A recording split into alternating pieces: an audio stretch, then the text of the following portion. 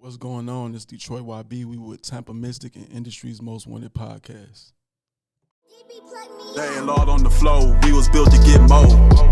Shouldn't have to upstrap just to get you some dough. Pray and let the Lord work, never end the rough flow. He gon' spin the block for you, never question the growth. What's going on, man? It's your girl, TampaMystic, and we are live on the Industry's Most Wanted podcast.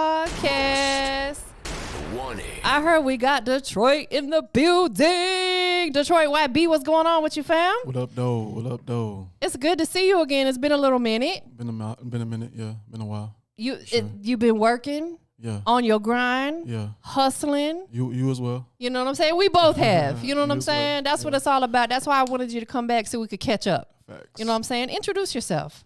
I am Detroit YB. Originally from Detroit, Michigan. I'm a rapper, entrepreneur, and I own a couple of businesses. Yeah. I know that's right. You a hustler, baby. Yeah. I come from the city of hustlers and bosses. So absolutely. For sure. You've been keeping up with BMF? Yeah, I like that show as well, too. Yeah. I always watch the documentaries and stuff, but watching the show is kind of entertaining. Absolutely. Yeah. I'm a big documentary lover as well because I like seeing the real, because documentaries tend to be more realistic than the series. You know, it's funny because on the BMF at the beginning, it says it's loosely something about the truth or whatever. So it's like a lot of it's throwing extra stuff in there. You got to do that for entertainment. Absolutely. Yeah. So you grew up in Detroit until about what age? Basically all my life. I left Detroit to go to college. Okay. Michigan State.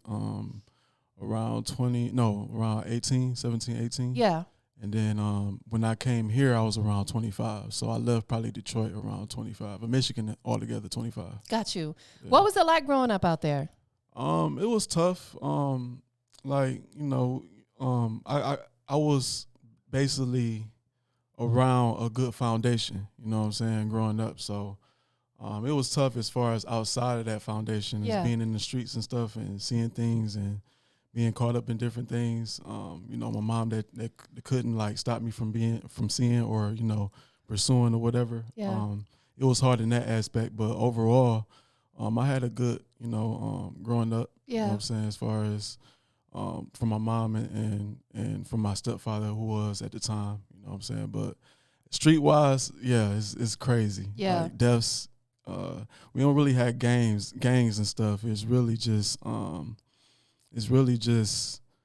drug dealers. That's it. Is it territorial? Gangs. Yeah, somewhat territorial too. It's more so east side, west side, and and we got southwest too. That's where all the Mexicans and Latinos be. Right, because I noticed, watching BMF, it kind of like, even though that took place, I think back in the 80s, it says it still gives you like an overview or an outlook of how it is, and it seemed like it was kind of territorial. Yeah, because they in the drug game, and they're like, you don't go over here, and you don't go over here. You stay in your territory on your block or whatever. Yeah, it definitely embodied some of the things that goes on in Detroit for sure. Is it still like that out there?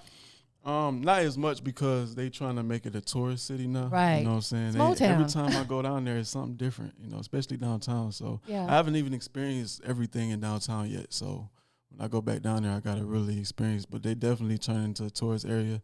You still got your rugged areas like your hoods and stuff like that. But gentrification is definitely coming into place. Yeah, for sure. Absolutely. I think a lot of areas are doing that, including Atlanta. Mm-hmm. They're really cleaning it up, and they're trying to push out the homeless people, which I understand because it is going to attract tourism. But just make sure that you got somewhere that the homeless people can go. You know what I'm saying? Because some of them just give them somewhere to go at least. Yeah, absolutely. Because most of them, they just fell upon a hard time. Mm-hmm. Everybody's upbringing is different. Everybody, we cannot pass judgment on nobody. We don't know what people are going through mentally, physically, financially, or whatever. Right. Did you enjoy growing up out there though? Overall, yeah, I love it. I wouldn't want to be growing up anywhere else. To be honest with you, it built me to be, strong and give me strength and stuff like that. And have living there and then living here gave me a balance. Like living there, I was very defensive, just everything that was going on. But living here, it made me have to open up and network and stuff like that. Yeah. So it gave me a balance to, not be more so of each side, not be too much network, but not be a little bit defensive, watch it back at all times. So, was that a tough transition for you? Yeah, because living in Detroit all my life, yeah. So when I first came down here, you know, when people would look at me, I would think it's a problem or something like that. Right. What you looking at? Exactly. But they just, you know, real nice Southern hospitality. Yeah. Really, you know what I'm saying? So he a nice looking guy. Check him out. So I had to learn that. Yeah. So doing that transition was definitely difficult. Sure. It is. When you come from a city where people aren't as friendly, Mm-hmm. you know, I even had to get used to that. You know, coming from Tampa, like people aren't as friendly there as they are here. And I'm a very personable person. I'm not really a people person, but I'm personable when I'm around people. And I had to get used to people here saying good morning and stuff because I'm that person. Because I can, you know, start someone's day off right. And I was like, okay, I'm going to love it here. What about the winters up there, man? Man, no. Listen here, I'm glad that I moved from that. You don't miss that part. Heck, you know. Probably 2 or 3 years ago when I went to I went back for New Year's and stuff, and it was an ice storm. Like when I walked up out the car, I got hit in the head with ice. Like literally, yes. And I was like, no, I cannot come back here in the wintertime. It's Did crazy. you ever slip and fall in it? When I was there, when I was living there, I did it, but no, I'm more cautious now. And I know what to do. I know how to maneuver. Right. Very rarely in Atlanta do we get anything. But the crazy thing, when I moved here in 2013, that was the year that everything froze over. And I remember I was out trying to drive, and there was black ice on the road, and my car literally did like this complete spin around. And I was like, never again. Yeah, that black ice is something dangerous. It's no joke. You can't do nothing. You ain't even get that type of weather in Tampa like that. No, never. Honestly, my entire life I lived there, it only snowed one time, and that was like when I was 3 years old. It was forever ago because I'm an OG. But yeah, like we experience a lot of rain and hurricanes and stuff like that. What made you decide to come to Atlanta? Was it for music? For music. Yeah. I had different things at the time. I could have went back to college and pursue, you know, landscape architecture and stuff like that. Yeah. Or come here and pursue music because I had an uncle here that knew Ludacris manager. And that's how I kind of like got introduced to come down here and stuff. But during that time, my brother was going through like a brain aneurysm. So that's what made me stay. But I just left because my mom was like, go ahead, do your thing and stuff like that. So came down here and basically just put myself in a very, very uncomfortable position because I haven't lived anywhere besides Michigan, you know what I'm saying, East Lansing and stuff like that. So coming here is very uncomfortable. And I never really had a job like that until I went to college. You know what I'm saying? I had a couple of jobs there, but it made me, when I came here, I had like 20, 30, I had to go through like 20, 30 jobs, like literally, because, you know, I wouldn't like one or one wouldn't fit. And I just was like, no, I can't just keep, you know what I'm saying, moving like this. So, Understood. You don't want to put yourself somewhere where you're not happy or comfortable. Right. You know, because you're not going to want to go. Right. So you might as well just leave and, like you said, find something else and eventually start your own business. That's the goal. Yeah. But understandably so, we have to work to get to that point, you know, because we have to fund it. Yeah. Coming down here, was your family on board? Like, were they like, I know your mom said, go ahead and go do your thing. Was all your family, you know, supportive of you moving down here? At the time, because my mom's married now, but she wasn't married at the time. I was kind of the head of the household. Yeah. So, yeah, they had my support as well. That's dope. But I have a lot of family on my mom's side that's down here. So okay. It was kind of easier to transition. Yeah. We are not really close, but it was easier to transition because I had a few of them that showed me the way and like a tour guide. So. Shout out to Ashley, what's up? That's my baby. Yes, I love her. How did you guys connect? Once you got here? No, actually, we connected in college, and it was random. Like it was like we didn't have no classes together. Yeah. It's like we didn't never like meet at no club or nothing. We met in the alley. That's how I knew it was just like fate. Like it was supposed fate. to meet her. You Absolutely. know what I'm saying? But we met in the alley and we was just on some drunk stuff. So it was like, what's up? What you do? So I told her I rap. She did producing. And she was moving down here. So I was like, oh, that's dope. And I didn't have it in my mind that I was moving down here. But when I moved down here, I thought of her because I needed a studio to record in and stuff because I ain't really have a studio. I ain't know where to go. And hit her up on Instagram, and ever since we just connected. That is so dope. Y'all have a lot of chemistry with each other. Most definitely. And that's important. You know what I'm saying? Especially in business and music. Especially when you do music and stuff. Yeah, you need that chemistry. Absolutely. Yeah. So would you say growing up in Detroit had that influence for you to want to do music?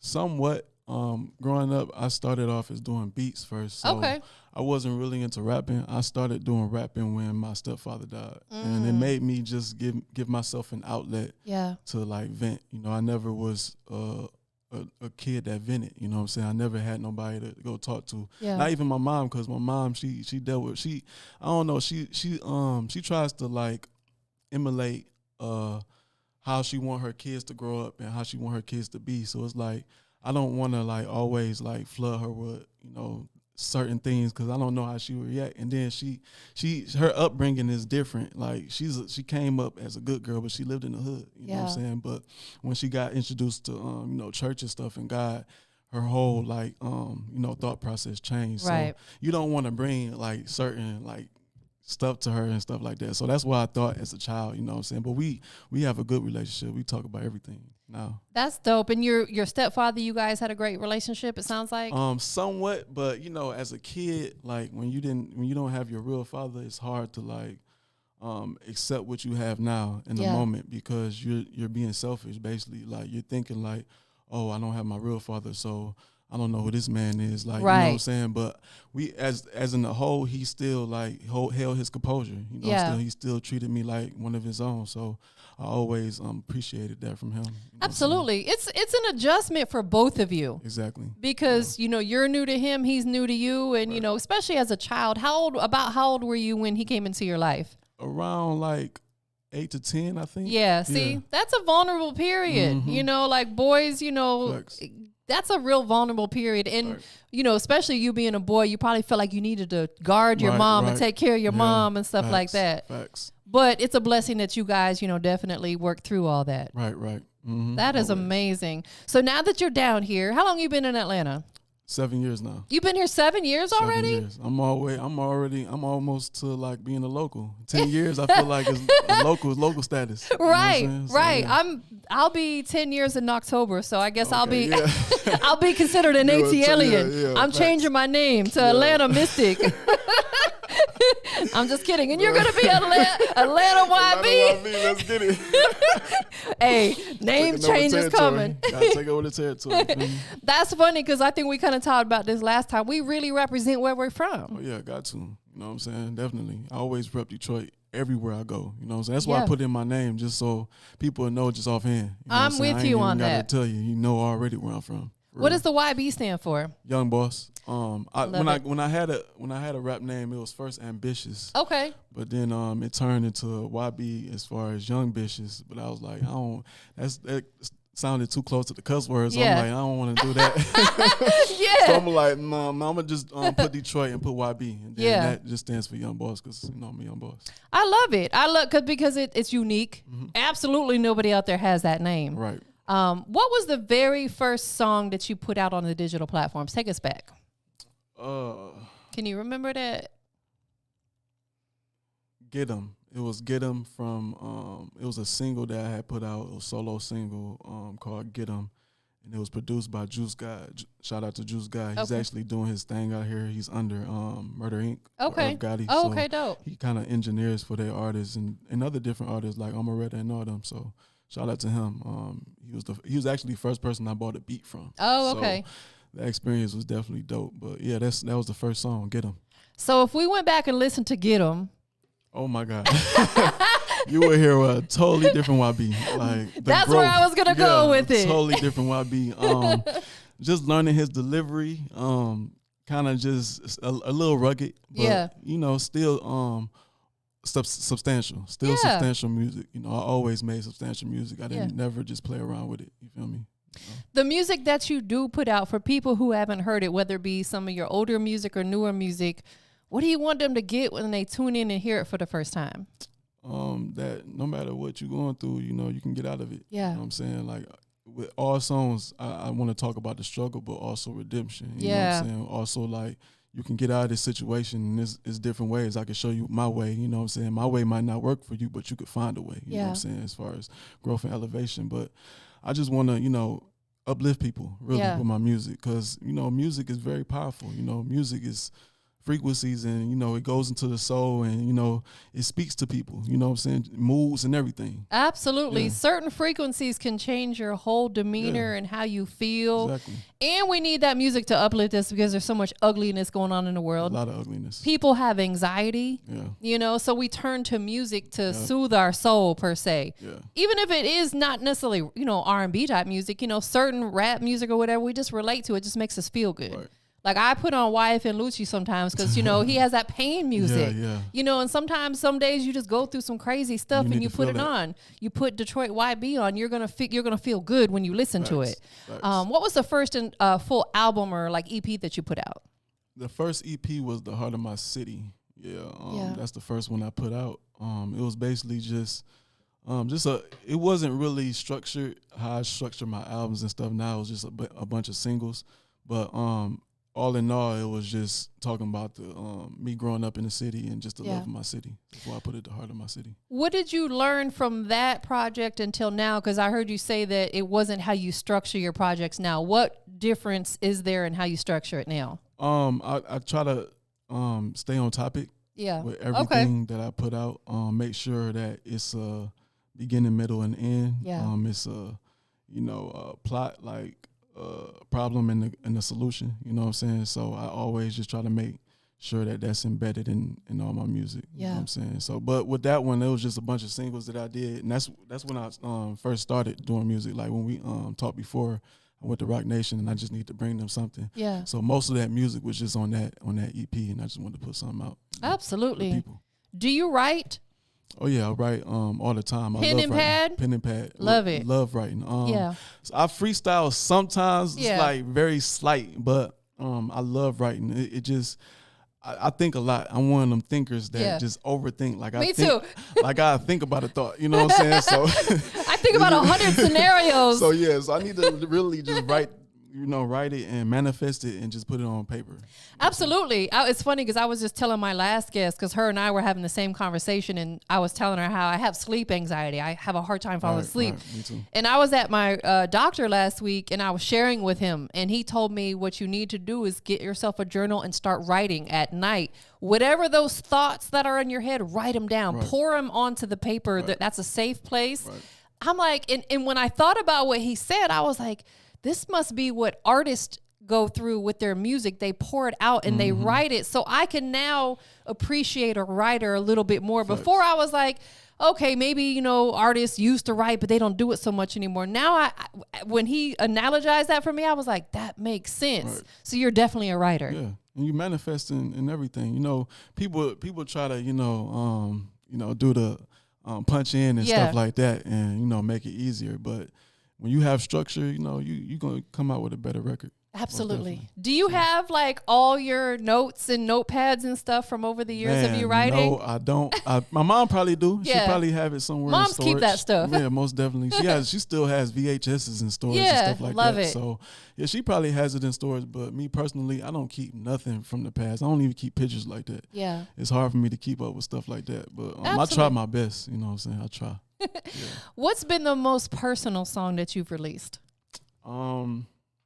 Man, the addiction had to be the most personal because I talked about me as well, but I talked about my mom and just how my family and growing up in that environment when my grandma had an addiction. You know what I'm saying? So that was the most personal because it was just so many different entendres in that song. Like, you can be addicted to your mind. You can be addicted to drugs. You know what I'm saying? So many things that you can be addicted to in this life. So, and that's me all the way. Like just thoughts. I was very addicted to thoughts, and I'm still kind of like that. I'm a little better. But I'm still kind of like that. But that was the very most personal song, and that's off my album Beauty and the Struggle.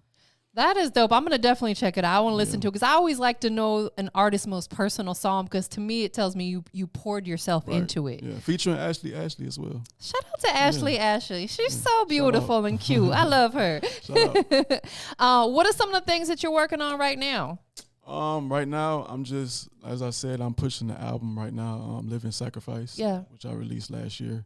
I'm going to release a couple of singles, one this month, probably the end of this month, and another one next month. Okay. The first one is Friends of My Foes, and the next one is going to be Home Run. So that's what I'm working on. And I'm also working on a collab tape with an Atlanta artist. His name is One Way Monte. We just had a music video that I did, not the one that I just did, but the one before that. It's called Hustle and Flow. But, he's a really dope rapper. So, we're going to collab on a little tape. Is One Way like a movement? Because I know an artist by the name of One Way Twan. Right. No, I don't know. Maybe. I don't know, but I just know him. I never like seen his homeboys and they was all like, I'm one way this and one way that. Right. I was wondering if that was like a little movement. Okay. I'm going to have to definitely check him out. One Way Monte. One Way Monte. Shout out to One Way Monte. Shout out.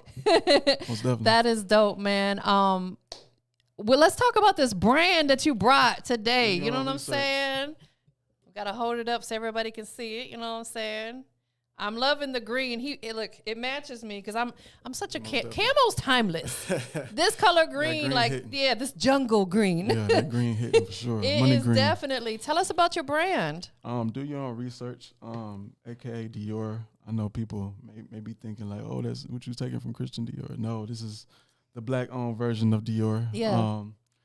With this, we have a message behind it. You know what I'm saying? Just for everybody. This is for all ages.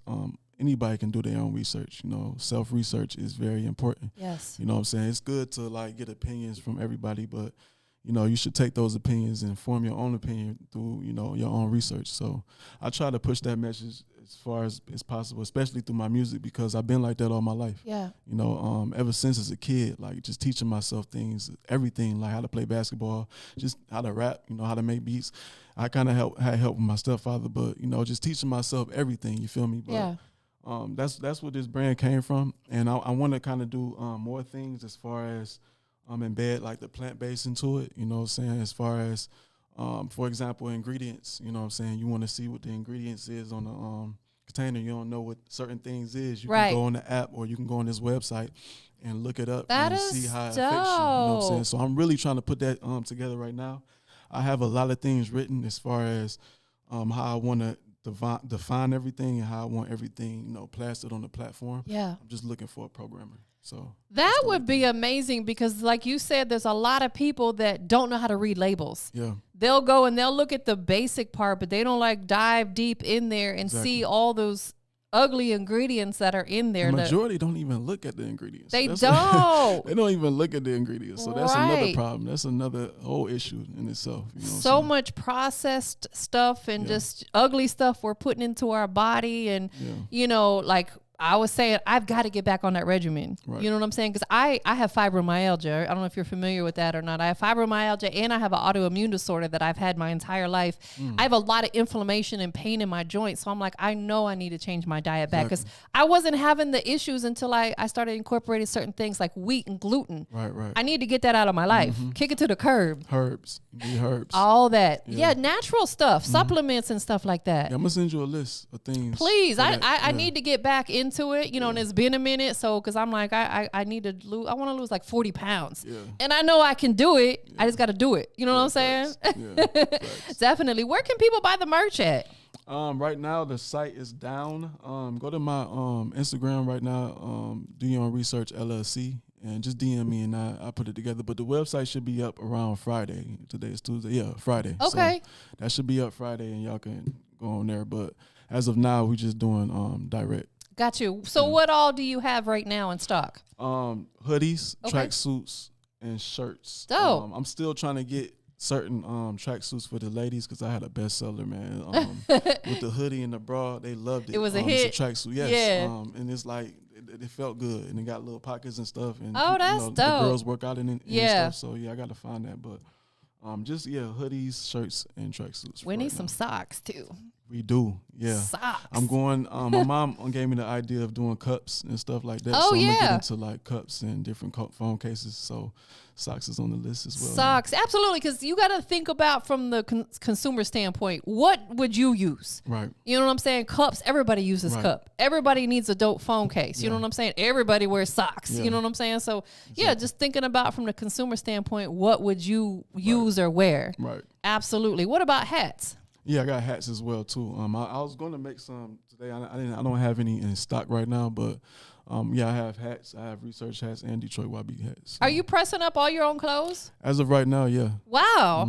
Impressive. So, and it's like I'm always hands-on with things, and I got to be like that with everything that I do, especially if it came from me. You know what I'm saying? If it came from me, I can't just give it to somebody and be like, just do that for me. Like, no, I got to do it first before I give it to a manufacturer, so I know how I really want to do it. I'm like that too. I'm guilty of not wanting people to touch my stuff because I like it a certain way. I'm like, if I see someone over there messing with my camera, I'm like, what are you doing? Yeah, like I had it the way I wanted it. You know what I'm saying? So it's like with your clothes, you are a perfectionist. And I think that's a bittersweet. Yeah, gift and a curse. It's a gift and a curse because we have to allow people to help us. But I don't never want people to help too much because I'm stuck in my own ways. What you got coming up that everybody can, stay tuned for? I know the project is still in motion. Probably more visuals. Yeah, more visuals. I'm putting together like a short film. Oh, that's dope. For my album. I guess the last video I put out was like the first installment. It's called Going Out Bad. Yeah. But in the video, it goes into like what the next song is going to be, and it's going to be like a to be continued. But I'm going to do like a 3-song type visual, and it's going to come out like that, like part 1, part 2. But I kind of really want to, tell a story, really, and want people to see it. Yeah. With this album is very powerful. I put a lot of work into it, and, I'm a living sacrifice, so I got to show people how I became that. Absolutely. And I think having those good visuals brings it to life even more. Definitely. People love to see it. Yeah, it brings them more into your world, gets them a little bit more personal with you.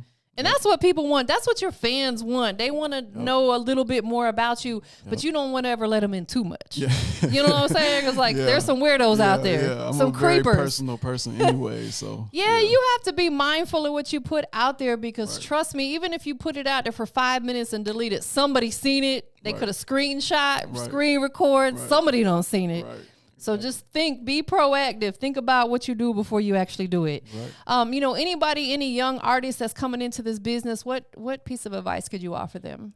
Man, stay true to yourself, man. This game is very wicked. The people in it is wicked. It might not even be the industry, just the people that, that's in it. You know what I'm saying? They always want something from somebody, you know what I'm saying, instead of just giving knowledge. These young artists need knowledge more than anything. Like, stop trying to take from these young artists, you know what I'm saying? They trying to make a way for themselves, You don't know what people's situations is, like we just said. They could be going through things at home and stuff, you know what I'm saying? You don't know what they're going through, and you giving them more problems by, being a janky promoter, you know what I'm saying? So, I just want to just be true to yourself and, go with your gut feeling. You know what I'm saying? Don't follow every opinion, but like I said, form your own opinion and go with your gut feeling for real. It's not gonna lead you nowhere. Absolutely, and be kind to people, please. You know what I'm saying? Like, karma is real. It is. Karma is real, and I can tell you that from personal experience. Absolutely. What you put out there, trust it will come back on you. Yes. So be kind to people. Now, you said be true to yourself. Let's break that down because there may be some people who really and truly don't understand what that means. Right. What does being true to yourself mean to Detroit YB? Walk in your purpose, walk in what you feel is right, or your upbringing. You know what I'm saying? My upbringing was, to, remain solid and to keep my name clean. You know what I'm saying? At all times. So I always want to do that. And you want to always do the right thing. Like, what's wrong and what's right. You know what I'm saying? It's a feeling. You know what I'm saying? More than anything than somebody just telling you it's a feeling. Yeah. So you just, if you don't know who you are at the time, go find you got to take some time to find out. You got to meditate. You know what I'm saying? Take some time to find out. I would prefer detoxing. That helps with meditation as well. You could take spiritual baths. But, figure out what your trauma is or what's holding you back to finding out who you are. You know what I'm saying? So that's my message. That's what I, prefer. I love it. As to that, you feel me? But, just really, like, find your purpose and, just go with it. You know what I'm saying?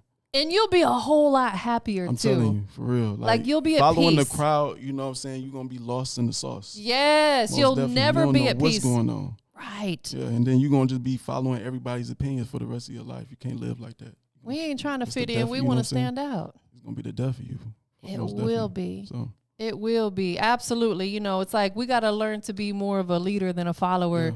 Absolutely. And it's tough because there's so much influence out here, and, you know, music influences a lot of people. Yeah. You know what I'm saying? And, you know, these young artists, they look up to these artists. Yes. You know what I'm saying? They follow their blueprints. That's how I was as a young artist. Like, I wanted to be like Tupac. You know what I'm saying? I wanted to be like Lil Wayne Tupac. or Jay-Z. You know what I'm saying? Yeah, like tatting my face or being tatted. You know what I'm saying? I wanted to be these artists. So you got to just set better examples. You feel me? And then know who you you know what I'm saying, following after. You know what I'm saying? If you don't have no upbringing at home, find a good mentor. You know what I'm saying? These people out here is not, they selfish. They doing for self.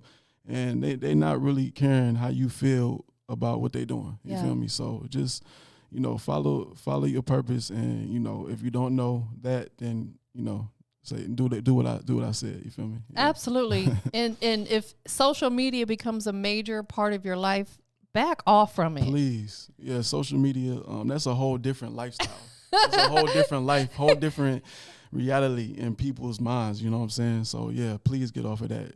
That definitely needs a break, because, you know, a lot of people is growing up into this technology, you know, world, so they don't know, you know, to, you know, back off from it from a little bit, but they didn't grew into this, so it's crazy. It's the norm for them. It's crazy, and it can be very toxic if it's not used in the right way. Exactly. Because I really think that there's a lot of, like what they say, industry plants, and not necessarily as a person, but just certain things that they put out there just to see if we'll buy into it. Like these red boots. Like and these artists just not making it no better because they just wearing it, influencing other people to wear it. So it's you know, crazy. So it's like it doesn't make any sense to me.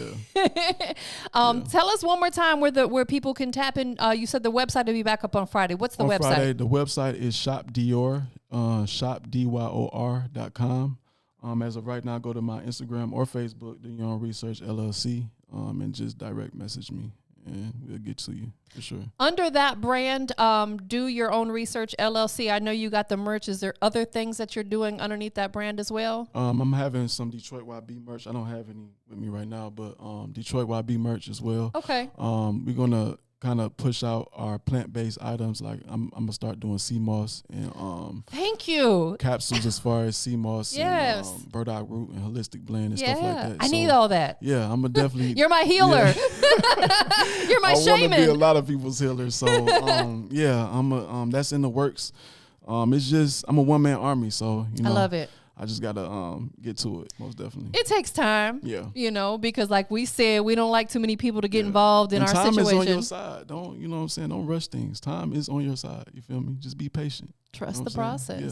And be consistent. And I feel like the two things in life that you need in this life is to be consistent and disciplined. If you have discipline and consistency, you're gonna succeed. Absolutely. You know at everything. At everything. Yeah, most definitely. Mentally, physically, financially, spiritually. Everything. All that. Yep. I know you gave out the social media for your brand. Tell everybody where they can follow you at. Detroit YB Everything. Detroit YB on YouTube, Twitter, Facebook. Detroit YB Hustle on Instagram. You can go to my website, DetroitYB.com.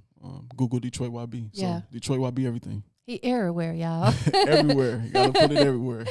I know that you have a lot of people that are supporting you. Who do you want to show some love to? One Way Mate, God, of course. My mom, my family.